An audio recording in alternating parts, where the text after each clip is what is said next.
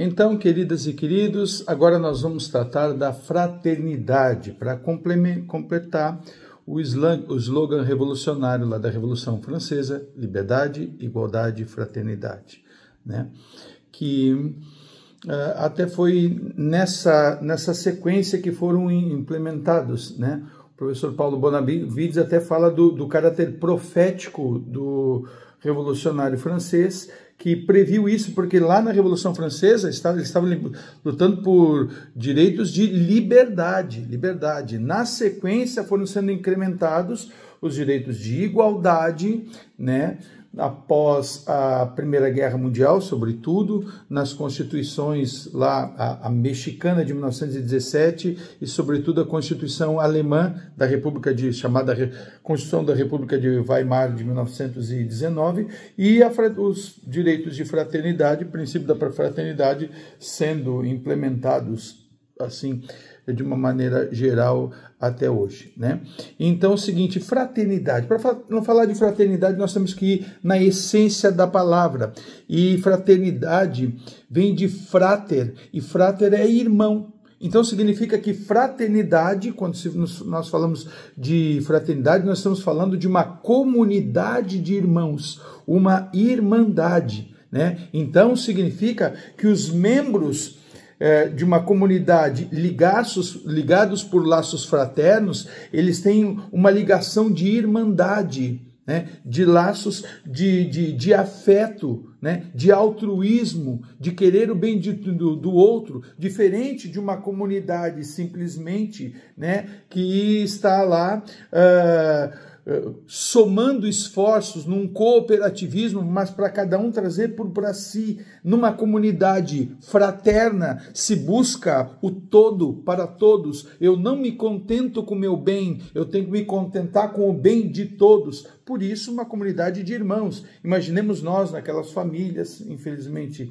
cada vez menos, mas assim, tradicionais, antigas, lá do campo, em que tem a família, o pai e a mãe, numa mesa com vários filhos. Não precisa ser isso tudo, mas só para ficar dentro do nosso retrato, em que se parte o pão, se divide, se fraciona, né? Então a palavra de fraternidade é de fracionar, de dividir entre todos. Não basta eu encher minha barriga, eu trabalhei hoje, não. Se tem algum doente, eu vou cuidar do doente, eu vou tratar do doente, independentemente de qualquer coisa. Vamos falar mais para frente, isso está na nossa gene.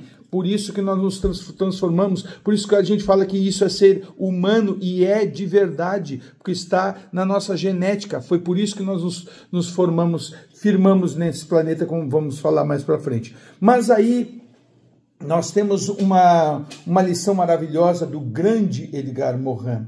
O Edgar Morin diz que nós temos dentro de nós, né? Cada um tem dentro de si dois softwares, né? Um é o eu, o outro é o tu e o nós.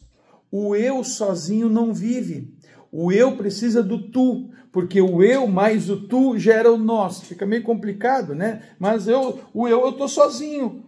Então eu preciso do tu. O tu é o outro, para ter uma relação externa, para o eu mais o tu se transformar em nós, formar uma comunidade fraterna e afetuosa, como ele diz, né? Aí nós podemos trazer vários autores para tratar a respeito disso, né?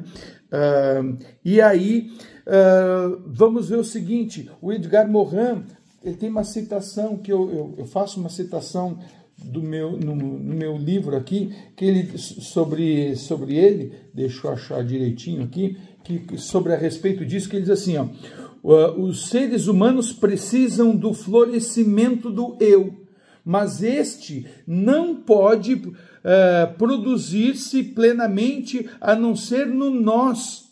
O eu sem o nós se atrofia no egoísmo e sucumbe na solidão. O eu precisa pelo menos do tu, né? Ou seja, do outro, um só, de uma relação de pessoa a pessoa, afetiva e afetuosa, né? As fontes do sofrimento que nos impulsiona na direção do outro de modo coletivo, o nós ou pessoal, no tu, constitui as fontes da fraternidade.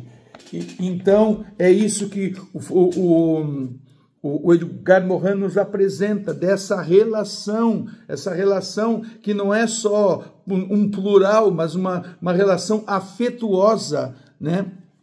E aí que a necessidade desse incremento. E aí, então, diferente da liberdade que nós já falamos em outro vídeo, que requer uma ação negativa por parte do Estado, alto lá, me deixa livre, Estado. A igualdade, que requer uma posição positiva do Estado, faça, né, o que, né, garanta a igualdade. A fraternidade não depende só do Estado. O Estado pode fomentar de alguma forma, mas ela depende do coração de cada um, de sentir-se fraterno, de olhar o outro e ver o outro como um irmão necessário, irmão sobre o planeta, porque parece que para muitos o planeta, e eu vou falar isso como professor de direito empresarial, parece que o planeta é uma sociedade anônima da qual eles têm a maior parte das ações, né? Foi dividida, né? Toda a fonte de riqueza vem deste planeta, e uns usufruem muito mais do que os outros. Porque trabalham tanto. Não trabalham tanto assim, né? Não é dessa forma, né? O suor do seu rosto não é. Aí a gente cai por uma outra forma de discussão. Mas no mínimo, nós temos que se dar qualidade de vida para todos. E se é uma irmandade, como que numa família alguém vai deixar um irmão passando necessidade, né? Não ter um mínimo de subsistência? Como que um pai vai tratar um filho de uma forma e deixar o outro na penumbra? Todos vão apontar o dedo e condenar esse pai. Esse pai é o Estado, que não pode deixar os seus filhos, alguns de seus filhos, na penumbra, na calçada, né? E hoje está essa mania agora de higienização, de limpar as calçadas ou limpar as suas cidades, não é? Prefeito de Florianópolis, né, deportando as pessoas, não sei onde é que está o Ministério Público contra essa situação. Que fraternidade é essa que está lá no artigo 1º da Declaração Universal dos Direitos Humanos, como nós vamos ver, e no preâmbulo da nossa Constituição? Então, dito isso, né, vamos ver o seguinte, uma outra questão que a professora Ildete Regina Vale da Silva, minha querida colega professora da Univale, e o professor Paulo de Tarso Brandão, nosso professor, nosso mestrado e doutorado em obra conjunta, eles tratando a respeito da fraternidade, eles fazem uma distinção entre fraternidade e solidariedade, muito interessante, dizendo que a solidariedade é um remédio, importantíssimo, mas um remédio. Já a fraternidade é elevada ao patamar de princípio e possui uma amplitude maior, né? Vamos ver aqui, deixa eu achar, só para essa eu gosto de citar aqui, né? Eu citei no meu livro, e aí eles dizem o seguinte: a solidariedade como princípio pode ser representada pela linha vertical, a princípio, né? Pela linha vertical, e essa posição de verticalidade pressupõe uma sociedade de classes em que as ações individuais e ou coletivas, políticas e ou sociais, resultam de uma condição de sujeição entre pessoas humanas, enquanto que a fraternidade implica na horizontalidade dessas relações, quaisquer que sejam, na qual a condição não implica sujeição, mas consideração à pessoa humana. Então, a diferença entre solidariedade e fraternidade que a professora Ildete e o professor Paulo de Tarso Brandão nos trazem é muito importante. Enquanto que a solidariedade para eles, né, está numa relação de verticalidade e, portanto, pressupõe uma sociedade de classes ou hierarquia, né? Quem é solidário com o outro, não estamos aqui combatendo a solidariedade de forma alguma, tanto é que é um remédio em diversas situações é importante, em situação de calamidade, Quem é o flagelado lá da enchente, da calamidade que aconteceu, por exemplo, no ano passado, aquela tragédia enorme que aconteceu com o Rio Grande do Sul? Então, o que acontece?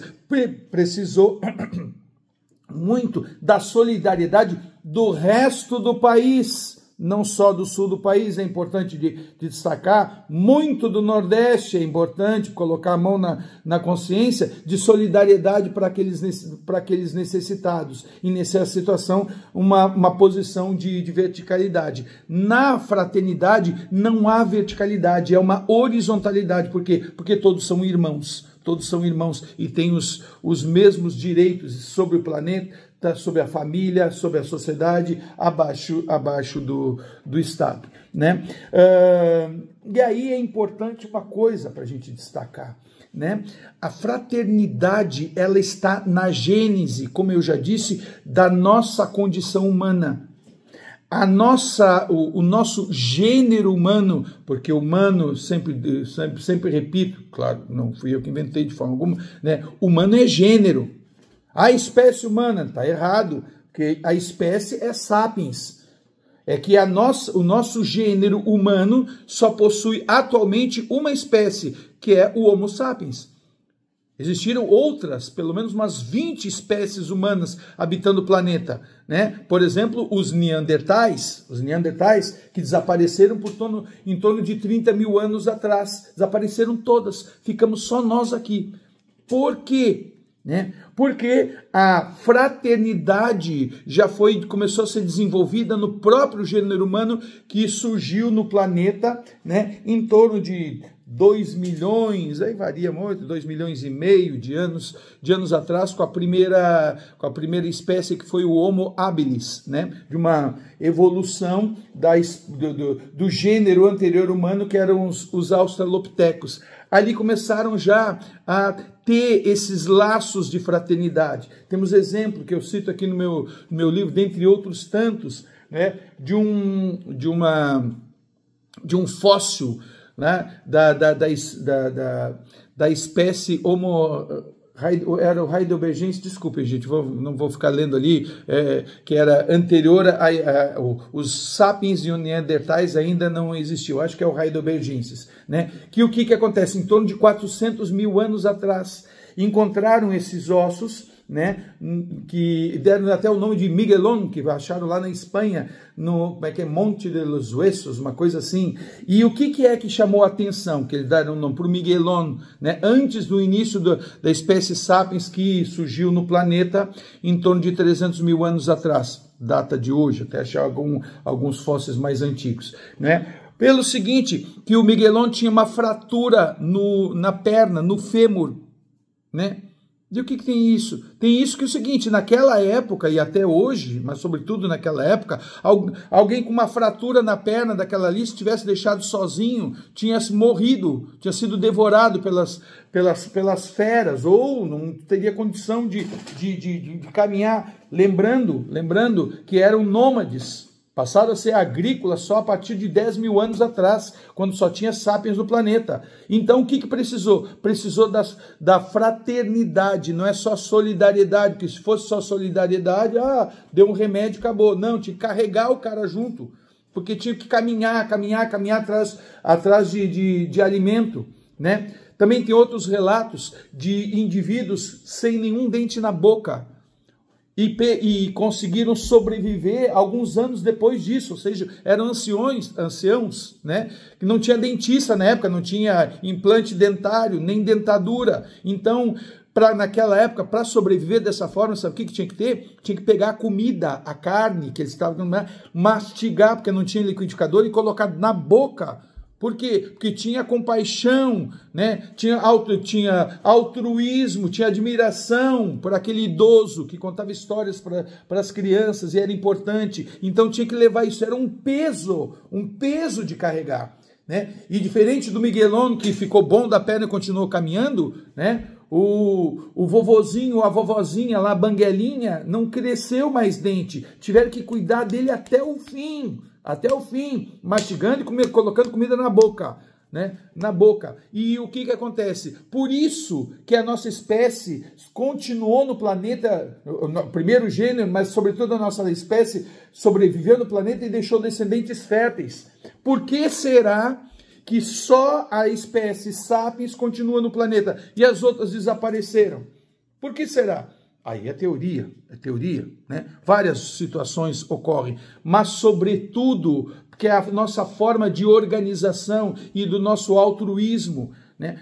Vejam só que coisa interessante, a nossa espécie saiu da África, adaptado a clima quente, de pele escura, foi lá para a Europa, glacial, congelada, tinha calota de gelo glacial até a Espanha. Até a Espanha, não é de hoje. Ai, a Europa é frio. Frio é o calor escaldante do jeito que era. Com as condições todas, nós chegamos lá da África. Chegamos lá, já tinha Neandertal, pele clara, né? Mais baixinho, mais forte, com a compleição, assim, a física, para poder sobreviver naquele ambiente hostil, frio. O nosso não, né? Mais esguios, mais magros, mais altos e pele escura, como é que vai pegar sol? E nós conseguimos vencer, entre aspas, né? Uma questão de vencer na terra deles, no campinho deles, e eles desapareceram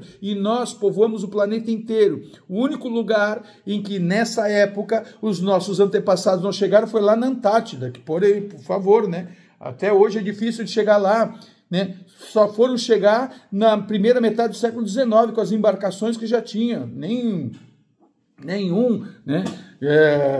Conseguiu chegar até lá. Então isso é a nossa marca que parece que estamos destruindo. Esse altruísmo, essa olhar o outro e ver um irmão na condição que estiver, sobretudo se ele estiver precisando de mim lá esticado na calçada, né?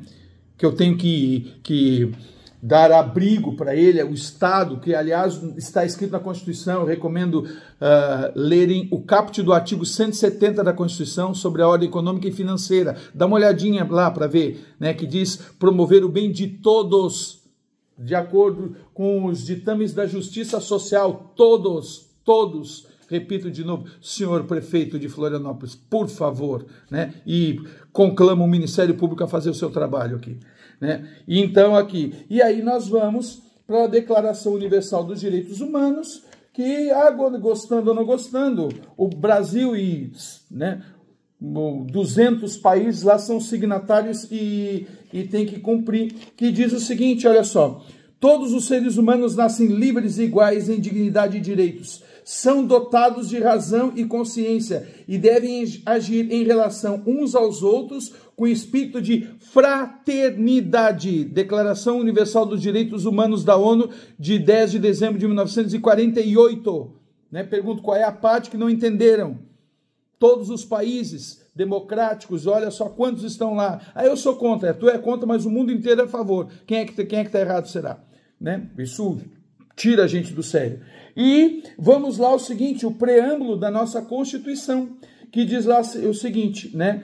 Sob a presidência do grande, saudoso, e como faz falta esse homem nos dias de hoje, o deputado Ulisses Guimarães, né? Que diz lá o seguinte: nós, representantes do povo brasileiro, reunidos em Assembleia Nacional Constituinte, para instituir um Estado democrático, destinado a assegurar o exercício dos direitos sociais individuais, a liberdade, a segurança, o bem-estar, o desenvolvimento, a igualdade e a justiça como valores supremos de uma sociedade fraterna, pluralista e sem preconceitos, fundada na harmonia social e comprometida na ordem interna e internacional com a resolução pacífica das controvérsias, promulgamos, sob a proteção de Deus, a seguinte Constituição da República Federativa do Brasil. Fraternidade, fraternidade, fraternidade. Né? Tá faltando fraternidade nesse mundo que está indo para o segundo quarto do século XXI. Ok? Valeu então, abraço.